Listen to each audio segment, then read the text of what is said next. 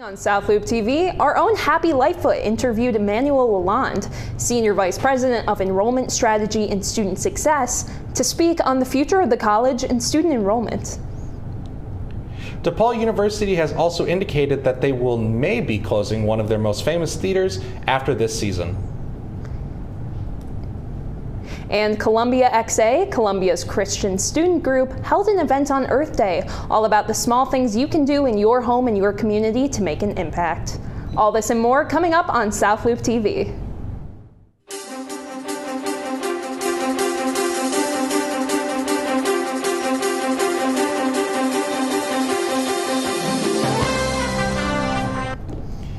Good morning, and I'm Hunter Warner. Welcome to South Loop TV. And I'm Sydney Richardson. Sydney, isn't it kind of crazy how we started our journey here at Columbia together our first semester, and now we're here, final semester, getting ready to graduate in a couple weeks? Yeah, no, I do remember that very first Intro to Journalism class, fall 2022, and here we are, spring 2026, finally at the end. Yeah, I mean, that was COVID era still. We were still in masks back then, which is crazy to think about. Yeah. But anyways, to start off the show this morning, the South Shore Line is introducing new stops that is going to make it even easier for Indianans commuting into the city to make it into the South Loop. Sydney Richardson has a new corridor on the South Shore Line is providing easier train access to commuters from Northwest Indiana. The Manon Corridor is an 8-mile extension with 3 new stops connecting North Hammond to Munster and Dyer, Indiana. Service on the new corridor began on March 31st. And commuters are already noticing more relaxed commutes from the Hammond Gateway Station, as riders opt for new stops on their way to and from Chicago.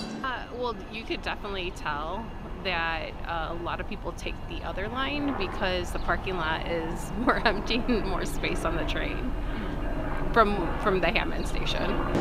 The corridor came from an expansion formerly known as the West Lake Corridor Project. Downtown Hammond is also getting a brand new South Shore Line station. Ground was broken on the new development on April 16th. Some commuters are hopeful the new developments could lead to more train availability in other parts of Northwest Indiana. I live in Merle, so somewhere closer to that area. The corridor is just 8 miles long, but the added availability of trains brings the region a lot closer together. Reporting for South Loop TV, I'm Sydney Richardson. That's going to be a pretty big change for commuters and students. There was a guy that I knew freshman year, actually in our big Chicago class, funny enough, that would travel 5 hours both ways from Indiana to Chicago for class. I couldn't even imagine what that would cost students now with the prices of gas right now. Oh yeah, way more than a metro ticket for the South Shore Line, that I would is. imagine so. And our very own Happy Lightfoot interviewed Emmanuel Lalande, Senior VP of Enrollment and Student Success. Happy Lightfoot has more for us.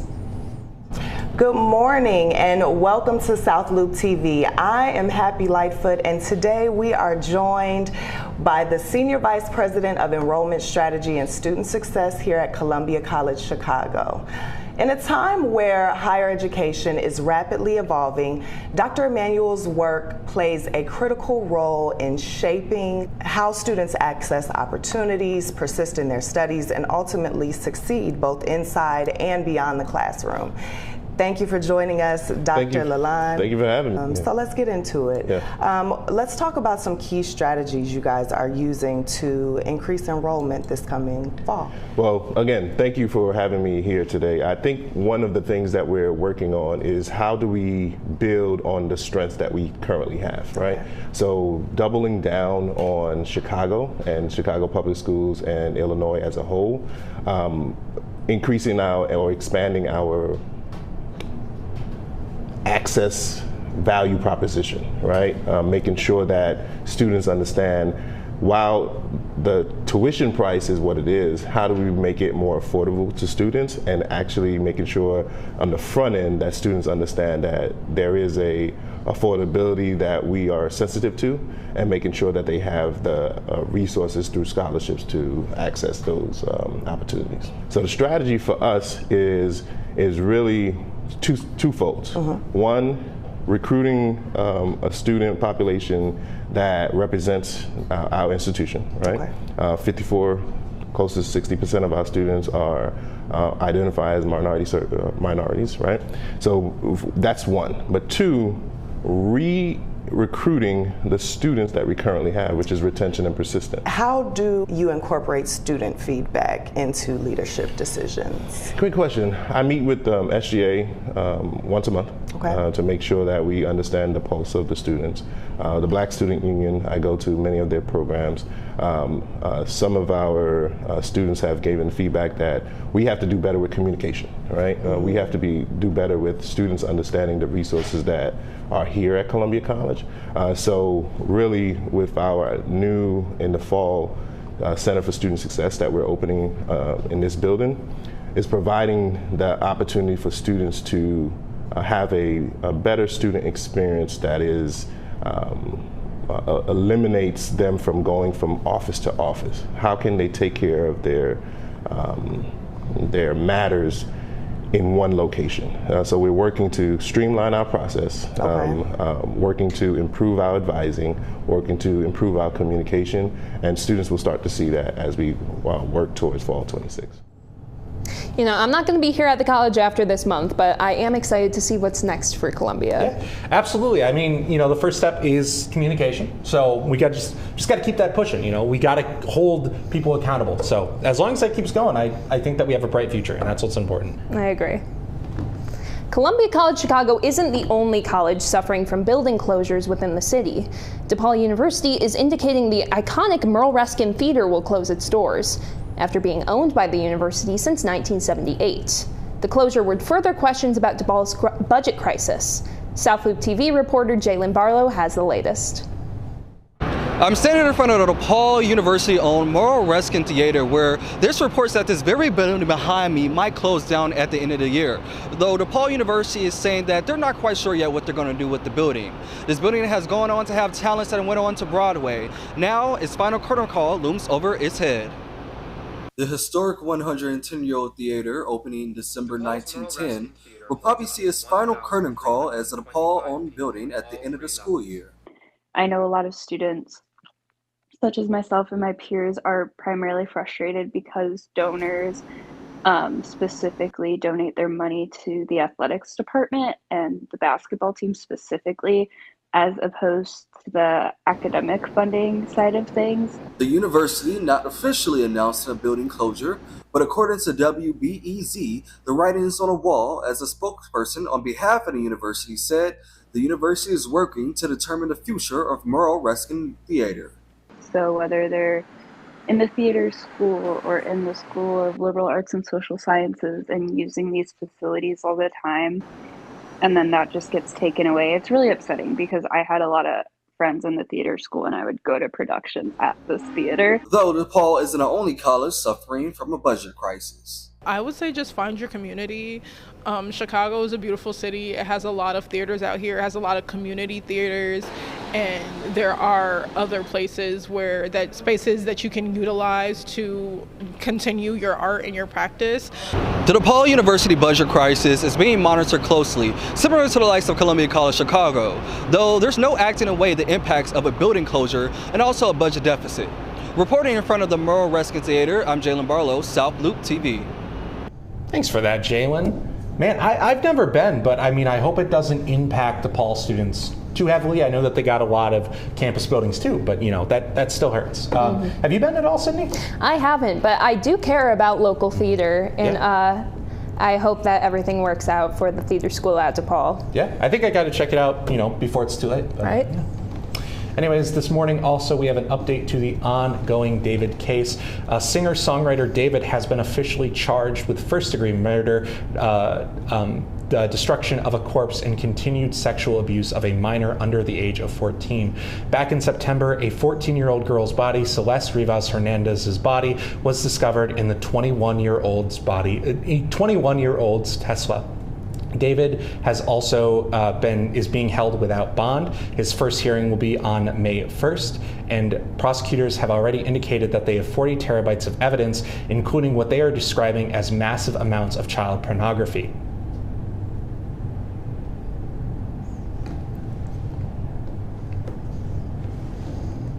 When we come back, we'll hear all about how students can help keep the earth clean with the small steps you can take every day at home. Later on, we will also get a live look at the ongoing cleanup happening around campus with Janaea Banks. We're all just trying to keep things running for those who rely on us. That's why we don't have time to be sick with the flu.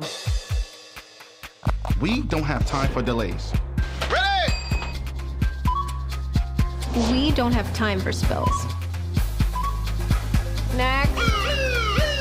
We don't have time for setbacks. Let's be real. Getting the flu shot helps you fight the flu. Get a flu shot for yourself and those around you too.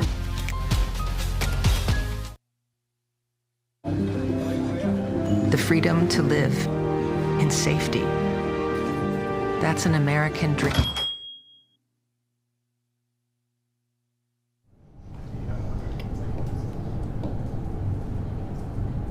Welcome back to South Loop TV. We have plenty of great stuff still coming up. Columbia XA, the college's Christian student group, held an Earth Day event teaching people about the environment in connection with their faith. Kevin Russell has more for us. Hi, I'm standing here outside of Columbia College, where Columbia XA, a Christian-based organization, is hosting their Eco Night tonight. Through games, conversation, and community, tonight is all about learning how small actions can make a big impact on the environment. As the night went on, we asked people to think about what it really means to take care of the environment, not just in big ways, but in small. We wanted to do like an eco night and like teach people about Earth Day and like what it means to recycle, what it means to take care of this earth. To better understand the purpose behind this event, we spoke with the organizers about what inspired Eco Night and the message they hope students take away. I'd just say be more mindful of like how you go about your day to day. You know, we got snacks and stuff over there, but we about to put it in the trash. I mean, we're not about to just be mindless. For many others, the message starts with a personal responsibility and the small choices we make every day. We live here. I mean, we're here every day, and if we're talking about Chicago, I mean, there's Sprite cans on the floor and Lay's chips, but this is where we live, and this is where we call home, and so if it's where we call home, might as well clean it up. Others say it's about taking pride in your surroundings and recognizing the value of the place you call home. Events like this are showing students that protecting the planet starts with awareness and simple actions they can take every day. I'm Kevin Russell with South Loop TV. I mean, I do my part. I always recycle my Dr. Pepper cans. It's even got the little recycle me icon on it, you know? It's paying respect to Dr. Pepper, a woman, by the way, who earned her doctorate. Yeah. Fun fact, did you know that they used Dr. Pepper as medicine originally? That was its original purpose. It was also served warm. I use Dr. Pepper as medicine currently. I mean, yeah, what else am I supposed to do after a long day? Chicago has officially defrosted as we move deeper into the spring. Let's go to Andrea Childress with the weather. Good morning, South Loop TV. Spring has officially sprung. Today we have a high of 70 and a low of 56. But don't get too excited, because if you're going outside, I would definitely want to bring an umbrella. As we're moving into the weekend, if you're planning on going outside, having some fun, Saturday is probably your best bet. With all sunshine, no rains, no clouds, and a high of 58 and a low of 46. As we move into Sunday, it's a bit more moody as the clouds start to come in, with a high of 62 and a low of 46. Back to you at the studio. Andrea, tell that rain to go away. I've had enough of it so far in April. I know, but at least we have some 60-degree days coming our way next week. That's true. That's true. We've earned it after a long winter. Yep. Speaking of nice weather, Janaea Banks is out on the scene for us as Columbia comes together to clean up our community. Janaea Banks is live on the scene for us. Columbia College Chicago is hitting the streets today for Earth Day, organizing an on-campus cleanup right here in the South Loop. From Ida B. Wells to Roosevelt, volunteers are seen in green, working together to make a difference, showing that any little effort makes a huge impact. This morning, students have met at the Student Center to divide up into groups of 10 to take on trash down Wabash. I'm here with the SGA President, Jenna Davis, and Vice President, Amelia Lutz.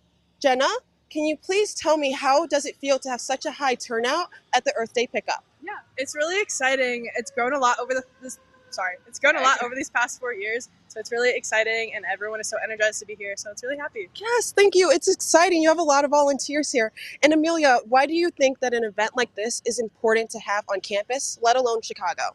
Yeah, there's a lot of community that gets built in these kinds of events and these sort of circumstances. You know, a lot of people especially in this day and age with everything that's going on with like, AI data centers and like water crises and everything. A lot of people feel more in control and feel more of a sense of community when they can do something to help out, and this gives them a really good opportunity, especially for students to start connecting with facilities here on campus. Yes, thank you to the both of you. This was a great event. I really appreciate the both of you. Going on its 4th year, SGA says that this is one way to give back to Mother Nature, not only on Earth Day, but all year round. Reporting live from the South Loop, for South Loop TV, I'm Janaea Banks. Thanks for that, Janaea. I'm pretty jealous. It looks pretty nice out today. I know. I got to get out there, go on a walk, exercise. Yeah. I'm just really glad that I can work out on the balcony again and I can write my stories out in the sunshine. I don't have to be cramped up in my room all day anymore. Exercise your mind and body outside today. Yep. Get your mental health in, guys. Apple will be getting a new CEO at the start of the new quarter, after current CEO Tim Cook stepped down and will now be executive chairman of Apple's board of directors. Tim Cook has been CEO for over 15 years after the passing of Steve Jobs in 2011, and will be succeeded by John Turnus, the current head of hardware engineering. John has been at Apple for 25 years and oversaw many projects, including the recent M-series Mac processors, AirPods, the iPad, and the Apple Vision Pro. When we come back, we'll have more of that interview from our very own Happy Lightfoot and Emmanuel Lalande. And we will hear all about the blossoming tulips all around the city of Chicago. Don't go anywhere. We'll be right back with more South Loop TV. People couldn't see my potential, so I had to show them. I've run this place for 20 years, but I still need to prove that I'm more than what you see on paper.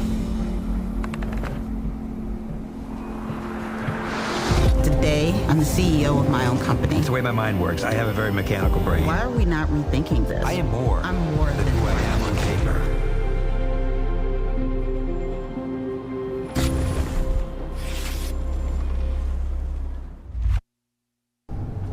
Welcome back to South Loop TV. South Loop TV's Happy Lightfoot spoke with Emmanuel Lalande, the Senior Vice President of Enrollment and Student Success, about the future of the college. The college recently reduced and restructured several academic programs. How are you guys ensuring that these changes will still serve students' creative and career goals? Yeah, so when the college restructures programs, we're looking at, one, the student demand, two, making sure that we can have a student that is ready for the real world, right? So that's how we look at programs. And for us, we're working on making sure that we strengthen the programs that identifies Columbia College. So fashion is Columbia College. Film and television is Columbia College. Music is Columbia College. Absolutely. Visual arts and performing arts is Columbia College. So how do we make sure that those core stays intact, and from there, does these programs translate to the next 4 years that student is going to get a job? So that's how we really look at programs and try to make sure that we structure it in a way that speaks to today's needs. Okay. So what is enrollment looking like for next semester? Great question. Well, we're 103% up from last year in deposits. We're 54% up from fall of 2024. Okay. And we're in striking distance of fall 2023. So that's important because that's stabilization, right? Yes. We're seeing 1,200 students come for ASDs. Students and their families ASDs. ASDs is Admitted Student Days. Okay. So we have one this upcoming Saturday. We had one last week. And we had one last weekend as well. and it was packed. It was packed. So those are great signs that we're on the rise. We're 80% to where we need to be for fall for continuing students as it relates to their registration at the moment. So we're seeing a lot of positive signs of stabilization. Stabilization for us is last semester we had 4,461 students. Stabilization for us is having 4,461 or better next year. And you said we're 80% to that goal? We're 80% to the continuing student goal. Continuing students, so we're that's a positive sign as we continue to. And 103% up from last year. Last year was an anomaly. I think that did not represent the admissions team and their work, and they're doing an amazing job to showcase the true Columbia College Chicago, right? Okay. And so for us, we're seeing that increase. We're seeing that momentum in students visiting campus. So I believe we're going to be in a great position fall 26. Okay, and how reliable are those deposit numbers? So I know by May 1st there is a metric that we want to see those deposits in. Based on history, how reliable have those deposit numbers looked? Very reliable. So we can anticipate over the last 5 to 10 years, Columbia College had 85% of those students who deposited to attend, right? So we're confident that if we continue on right now with 2 or 3 weeks away from May 1st, and students typically don't stay within that National College Decision Day date, we're comfortable if we're 103% increase now, then we're comfortable to know that as we go into May to June 1st, that we'll be able to see an increase overall in the fall of 26. Awesome. Well, I love that. Columbia has been an amazing experience for me. I appreciate you for coming and taking time and sitting with me today. Is there any last words, anything that you would like to add to the conversation? Yeah, I think Columbia College is an amazing place that creates the magic that we see in television, in music, in fashion, in performing arts, and visual arts. And I believe that as long as we continue to tell that story, right, the Columbia College story, the story that creative careers starts here. Absolutely. I believe that we're going to be around for the next 135 years. I truly hope so. Thank you so much, Dr. Emmanuel, for your time. I know so. It's not hope so. I know so. I believe you. I stand in agreement with you on that. All right. Thank you so much, South Loop TV, and have a great rest of your day. You know, those are some big promises to be had, but we'll see. Like I said earlier, communication is where it starts. And so far we're there, so we'll see. Yeah, as long as students are getting what they need here at Columbia, that's what's most important. Yeah, I completely agree with you. It's super important. In a big change, Xbox has done something pretty pro-consumer. Back in September, Xbox raised its Game Pass price from $20 to $30 a month. With the brand new CEO in charge, Asha Sharma, those prices have dropped down to $22 a month, and Xbox is currently experimenting with a new feature that allows users to cut certain features, such as their cloud gaming service, as well as EA Play and Ubisoft Classics. They are also experimenting with a collaboration with Discord Nitro. And the weather's been warming up lately. Yes, it has been. Yeah, Andrea, what can we expect for the rest of the week for the weather? Good morning, South Loop TV. They say that April showers bring May flowers, and that rain is definitely coming in this week. Today we have a high of 70 with a low of 56. If you're going outside, make sure you bring an umbrella. As we move into the weekend, Saturday is probably your best bet if you want to go outside, want to go to brunch. With a high being of 58 and a low being of 46, it's all sunshine and no clouds, no rain. As we move into Sunday, the clouds start to come back and we get a bit more moody weather with a high being of 62 and a low being of 46. On Monday and Tuesdays, those clouds remain, but now we have some rain coming in. On Monday, the high is 72 and the low is 51. On Tuesday, the rain still continues with a high being of 64 and a low being of 52. But on Wednesday, the sun comes back out with a high being of 62 and the low being of 47. So get out on Wednesday, have some fun, enjoy the day, because on Thursdays, those clouds come right back in with a high being of 50 and a low being of 41. Back to you at the studio. Looks like it's going to be a good sunny weekend. Yeah. Got to get out there. You got to. I mean, hey, when I go get Menudo tomorrow in Pilsen, I do not want it to be rainy. I want some sunshine. It's nice. Absolutely. We've earned it after such a long, atrocious winter. Yes, it was a long one for us. And tulips are back in bloom in the city of Chicago, with sculptures set up around the city to celebrate the Midwest treasure. Reporter Jasmine Walker has more for us. This week, we're celebrating Earth Day, and the tulips are back in bloom just in time for spring. Hues of red, yellow, purple, and soft pink. Every year, over 100,000 tulips are planted all over Chicago for a full bloom in spring, reminding us that summer is just ahead. Winter in Chicago is long and dark and cold. And when it's spring and the flowers are blooming, it sort of transports you to a new place. The infamous Magnificent Mile tulip is a beautiful bright orange sculpture that stands 5 foot tall, emerging from a bed of tulips, and has become a Magnificent Mile staple. Spring flowers, the vibrant colors, it brings out the streets and give you more like character to the streets, so it won't be dull, you know. You can find these signature sculptures near the Treehouse Museum, the Starbucks Reserve Roastery, or near the shops at Northridge. Bloom season ends in late May. Be sure to catch this lovely sight. I'm Jasmine Walker with South Loop TV. I think I gotta go check that out. I think I'm gonna go get myself a nice iced coffee and check out that great sculpture. You know what? I might just tag along. Red Bull for me, but... Well, don't they do caffeinated refreshers now? Is that a thing? Yeah, no, I just need something colorful to match the flowers. Absolutely. Well, that's all the time that we have for us today on South Loop TV. First of all, shout out to Kelly Clarkson, the birthday girl turning 45, that American Idol icon. Love Kelly Clarkson, and shout out to Miss Glahey's music class. Behave for your teachers. And have a good weekend. Have a great weekend, everybody.